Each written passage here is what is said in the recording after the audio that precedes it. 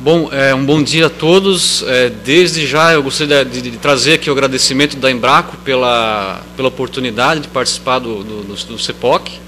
Agradecemos ao GEPOC pelo convite, esperamos poder contribuir mais daqui para frente.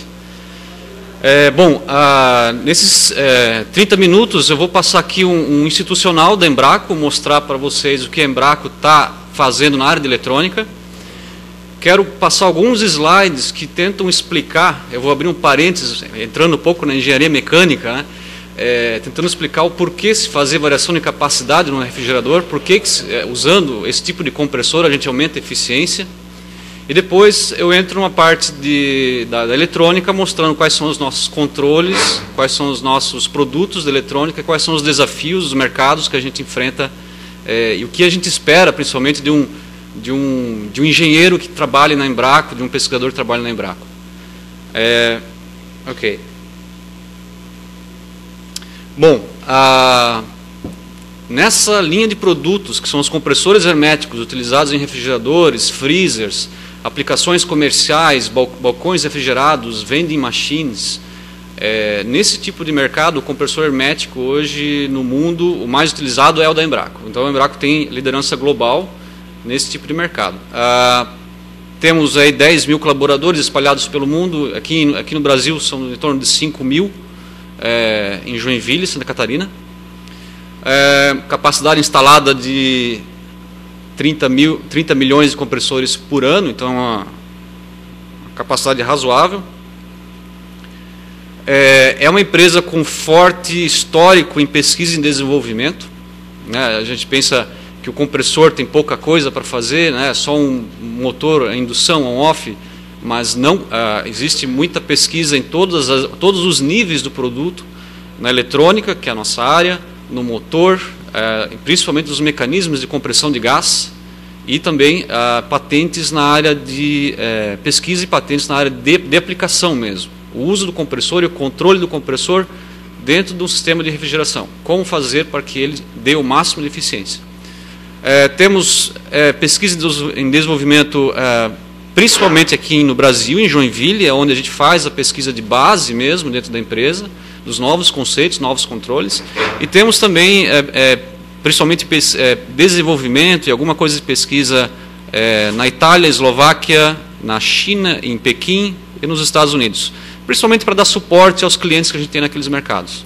Mas toda a parte de pesquisa básica mesmo, de novas tecnologias, novos produtos, é feito e coordenado aqui no Brasil. Temos um número grande de patentes, 1030, contando as patentes similares também, que se repetem mais de um mercado, é um número bem relevante. É uma cultura dentro da empresa fazer patentes, por mais simples que ela seja. É uma questão de sobrevivência, para você evitar que o teu concorrente saia na frente. Você sai na frente com uma patente e ganha o mercado. Ganha 1 ano, 2 anos, você ganha mais do que o teu concorrente. É uma questão de sobrevivência. Então aqui mostra a nossa atuação a nível mundial. Temos a planta, falando em produção, temos plantas no Brasil, México, Itália, Eslováquia e em Pequim, na China. Temos também na China uma unidade de manufatura de controles eletrônicos e temos aqui no Brasil também manufatura de controles eletrônicos. E como eu falei, a gente faz pesquisa forte no Brasil e alguma coisa de laboratório e pesquisa, pessoal técnico a gente tem fora também para dar suporte para os clientes. Esse slide mostra, assim, de forma indireta, como a eletrônica está começando a aparecer de forma definitiva nesse mercado de compressores herméticos. O compressor on-off, ele tem um circuito para abrir a bobina auxiliar e já em vários modelos do compressor on-off já existe um pequeno controle eletrônico lá que é basicamente um temporizador e um triac.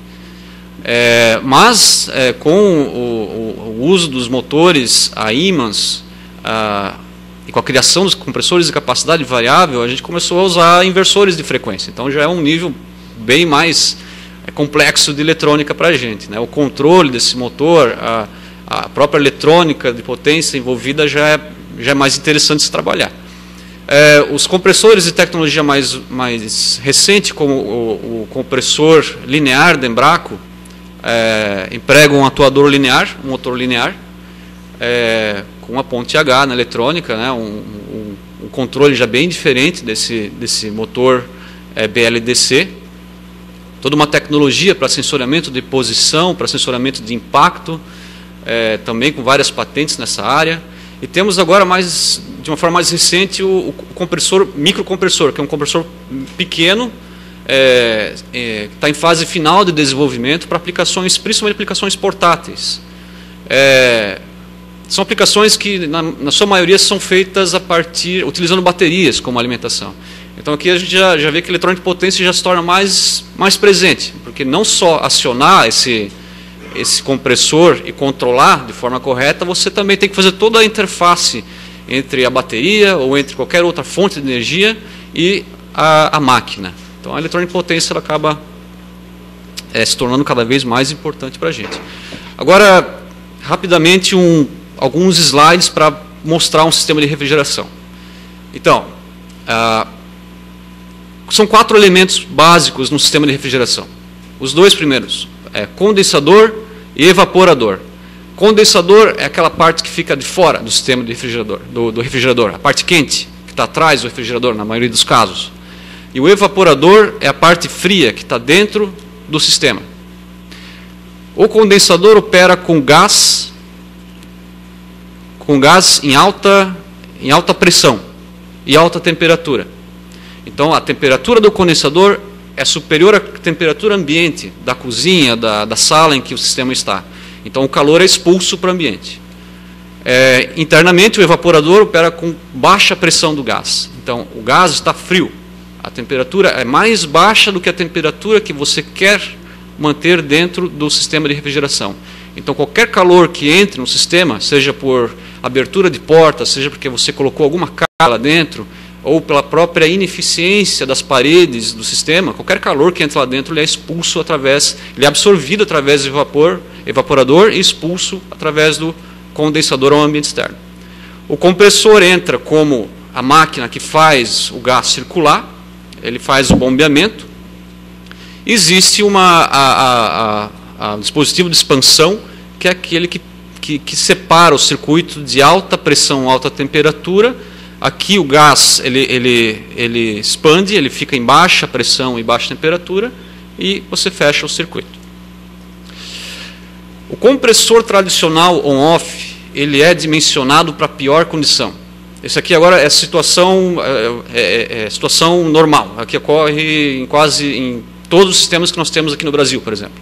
Quando você vai projetar um novo sistema de refrigeração, você tem que escolher o compressor pelo pior caso, que é aquele dia de verão em que a cozinha está muito quente, a 36 graus, e quando você compra o sistema, leva para casa e liga ele. Então todo o gabinete, toda a parte interna está quente, e a temperatura externa está quente também. Consequentemente, a pressão no condensador ela é alta, então o torque exigido é alto para o motor. Então a seleção do compressor ela se dá nessa condição aqui. Só que isso acontece poucas vezes. Na maior parte do tempo, o compressor, o sistema de refrigeração vai estar operando aqui, que é uma média de inverno, verão e condição normal de uso, que a temperatura do gabinete já chegou à sua temperatura de set point, a temperatura que você quer. Bom, aí naturalmente, se você tem um compressor de capacidade variável, você pode dimensionar esse compressor para a situação de uso normal. Porque como você tem uma eletrônica, como você tem um motor que consegue ir a uma rotação mais alta do que a rotação de 3.600 de on-off, você tem uma capacidade extra para conseguir atender esse pior caso. Mas o compressor ajustando a sua capacidade, reduzindo a sua velocidade, ele consegue trabalhar de forma muito eficiente na condição normal, na condição usual de uso. Então, para o mesmo sistema, o compressor vai ser menor. Aqui só mostra mais ou menos como é o ciclo de trabalho do on-off, né? Ele liga e desliga. Para todas as situações, ele fica pouquíssimo tempo ligado, à noite, por exemplo, a maior parte do tempo desligado. Já um compressor de capacidade variável, ele ajusta a sua capacidade de acordo com a situação, né? À noite, por exemplo, de baixa demanda, ele opera com uma rotação muito baixa e com uma razão cíclica muito alta. Ele fica quase o tempo todo ligado, ele desliga muito pouco. E numa situação de alta demanda, por exemplo, quando você comprou o sistema, ele opera numa rotação alta e mais rapidamente ele consegue atingir a temperatura interna do sistema, com um compressor de rotação mais alta. Isso aqui é a esterese de temperatura dentro de um gabinete, com um compressor on-off. Eu tenho uma média, por exemplo, eu quero manter o meu freezer a 18 graus negativos. Então, o compressor on-off ele fica batendo nessas máximas e mínimas aqui. Digamos, 12 negativo e vai lá a 24 graus negativos, por exemplo. O compressor VCC ele tem uma estresse bem menor, você consegue trabalhar com 1 grau, mais ou menos, para cima e para baixo, e ele opera com uma razão cíclica mais alta e uma frequência mais baixa também de operação. O on-off, né, que só para ilustrar, ele utiliza um termostato do tipo eletromecânico, que é uma solução bem simples, né, bem barata. Já um compressor de capacidade variável, usualmente, na maior parte dos casos, você tem um sensor de temperatura, um ou mais sensores de temperatura dentro do seu sistema, e uma placa eletrônica, um termostato eletrônico faz a leitura dessas temperaturas e determina qual que é a rotação do teu compressor, qual que é a capacidade que você precisa entregar naquela situação. Então, o que faz o compressor de capacidade variável ser mais eficiente? O principal está no evaporador. O evaporador, como ele vai trabalhar com aquela temperatura mínima mais alta, eu citei antes 24 graus negativos. Digamos aqui agora com o compressor de capacidade variável, esse valor vai para 19 graus negativos, por exemplo. Quanto mais quente o gás aqui, quanto mais próximo da temperatura média que você quer, maior vai ser a densidade do gás. E maior vai ser essa característica chamada entalpia. É uma informação de quanto de calor o teu gás, aquela certa quantidade de gás naquela certa vazão, o quanto de calor o teu gás consegue absorver e expulsar pelo condensador. Então, o gás se torna mais eficiente. A eficiência é maior do gás quando você consegue operar uma temperatura mais alta no evaporador, mais próxima da temperatura de set point. E existem outros diversos motivos. Você trabalha com uma temperatura máxima de condensador mais baixa. Como você fica mais tempo com o compressor rodando, você não precisa esquentar demais, aquecer demais o condensador. Você fica com 1 grau, 2 graus a mais que a temperatura ambiente já é o suficiente. Então a pressão que você precisa aplicar no condensador também é mais baixa. A exigência de torque é mais baixa. Então a eficiência do compressor é maior. Compressor operando numa rotação mais baixa, a eficiência do ciclo de pressão e descompressão do gás é mais alta. Porque o gás ele não é ideal. Quando você comprime o gás, quando você descomprime o gás, a compressão é mais eficiente, mas a descompressão não é eficiente. Então, se você tem uma rotação mais baixa, o gás é mais eficiente. Esse processo é mais eficiente. E muitas pequenas diferenças, né? A fricção, por exemplo, trabalha em rotações mais baixas, menos perdas na bomba e assim por diante.